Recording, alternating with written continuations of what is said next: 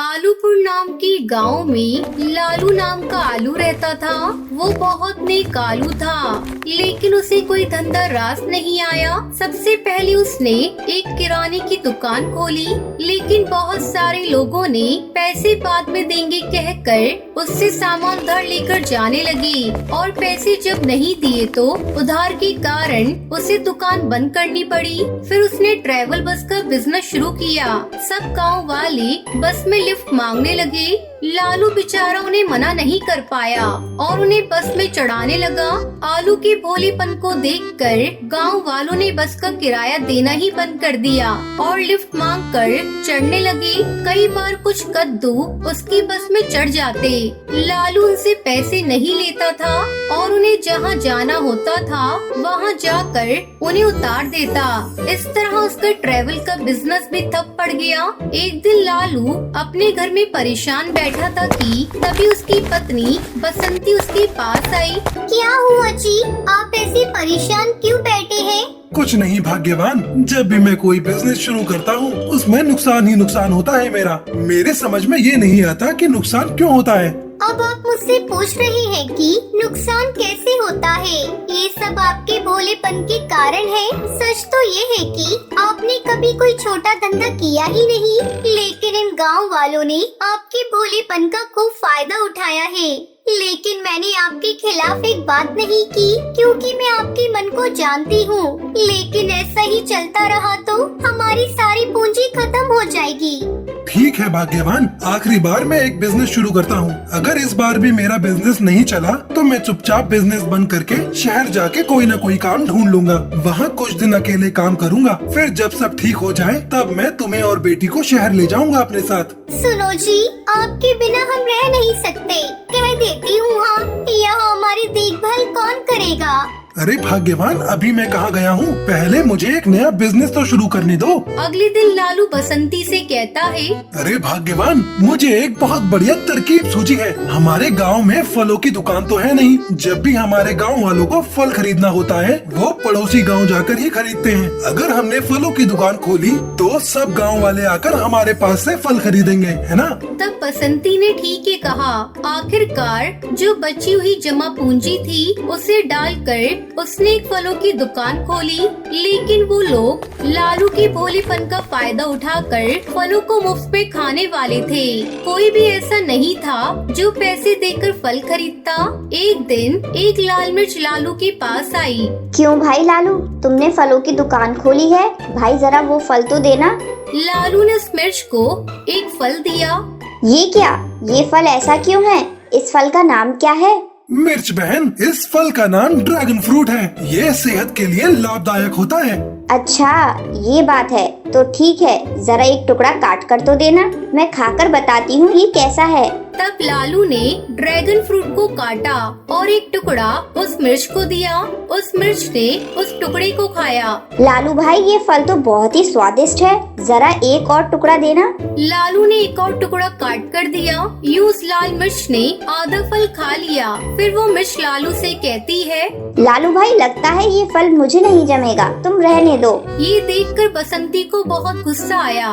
क्यों रे लाल मिर्च, ये आधे फल का हम क्या करेंगे? ये भी तुम ही ले जाओ, दफा हो जाओ यहाँ से। अरे भाग्यवान, तुम इतना चिल्लाती क्यों हो? नहीं तो क्या जी, कोई भी फल नहीं खरीदता। ये सब मुफ्तखोर है।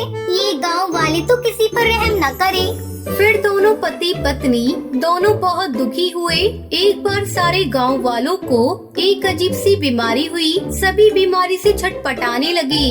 उन्होंने डॉक्टर को दिखाया, लेकिन कोई फायदा नहीं हुआ। तभी आदिवासियों का सरदार वहां पहुंचा। आदिवासियों का सरदार गांव वालों से बोला, देखिए गांव वालों, आपके इस बीमारी का कारण आपका आहार है। अगले 1 महीने के लिए आप सब कुछ खाना छोड़ दें और केवल फल खाएं। खास तौर पर हमारे जंगलों में मिलने वाले फलों को बाकी फलों के साथ मिलाकर खाना होगा, तभी आपकी बीमारी ठीक होगी।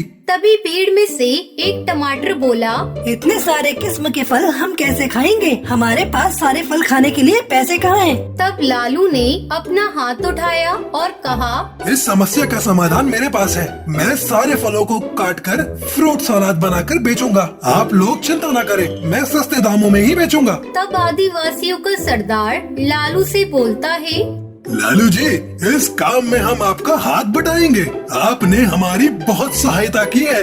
ये सुनकर गांव वाले बहुत खुश हुए। अब लालू बहुत मेहनत से अपने सारे फलों को उन आदिवासियों के लाए हुए फलों के साथ मिलाकर उसने फ्रूट सैलेड बनाया और बेचने लगा। गांव वाले पैसे देकर फ्रूट सैलेड खरीदकर खाने लगे। गांव वालों की बीमारी कम होने लगी। गांव वालों की सेवा करने के लिए गांव वालों ने लालू को धन्यवाद कहा। तब से लालू जो भी धंधा करता, गांव वाले उसकी मदद के लिए साथ खड़े होते। यूं लालू आलू ने बहुत सारे पैसे कमाए। सोनपुर गांव में गोलू आलू अपनी पत्नी चुटकी और अपनी बेटी चिंकी के साथ रहता था। वो बहुत ही दयालु और सबकी मदद करने वाला आलू था। एक दिन उसके घर पर कांता बाई आती है। गोलू आलू, मेरी बेटी गांव के पास वाले कुएं में गिर गई है। तुम जरा उसे बचा लो, तुम्हें भगवान का वास्ता। गोलू आलू कांता बाई के साथ कुएं के पास जाता है और उस कुएं में उसकी बेटी को बचाने के लिए कूद जाता है। काफी देर बाद, क्या हुआ? मेरी बेटी कहाँ है? कितनी देर हो गई है, गोलू आलू भी नजर नहीं आ रहा है। तभी उसे गोलू आलू की लाश दिखाई देती है। ये क्या हुआ? मेरी बच्ची को बचाने की वजह से गोलू आलू मर गया। चुटकी, चिंकी, जल्दी यहाँ देखो, गोलू आलू मर गया। जब ये बात चुटकी और चिंकी को पता चलती है, वो रोने लगती है।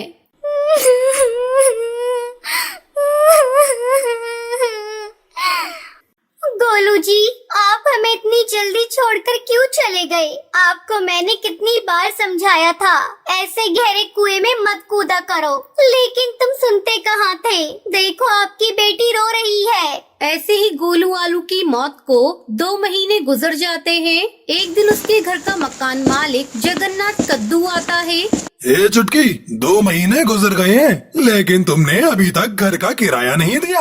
आज ही मेरा घर खाली कर दो, समझी तुम? जगन्नाथ कद्दू, मेरे पास पैसे नहीं है। गोलू आलू की मौत के बाद हम बहुत अकेली हो गए हैं। जब मुझे कुछ काम मिल जाएगा, मैं तुम्हें पैसे दे दूंगी। जगन्नाथ कद्दू चुटकी की एक भी नहीं सुनता और उसका सारा सामान निकाल कर बाहर फेंक देता है। चुटकी रोती हुई चिंकी के साथ गांव में भटकती रहती है। माँ, बहुत तेज भूख लग रही है, कब तक हम ऐसे चलते रहेंगे? बेटा, मैं क्या करूँ? तू जानती है मेरे हालात कैसे हैं। सर छुपाने की जगह तक नहीं है। तभी वहाँ पर लालू टमाटर आता है। सुनो चुटकी, अगर तुम बुरा ना मानो तो मेरे घर के सामने एक शौचालय है। अगर तुम उसमें रहना चाहती हो तो रह सकती हो, जब तक मैं तुम्हारे लिए नए घर का इंतजाम कर दूंगा। धन्यवाद लालू टमाटर, मैं रहने को तैयार हूँ। मुझे बस सर छुपाने की जगह चाहिए। अब चुटकी अपने साथ चिंकी को लेकर उस शौचालय में रहने लगती है। वो उसे अपना आशियाना बना लेती है। माँ, कब तक हम इस शौचालय में रहेंगे? मेरा दम घुटता है माँ।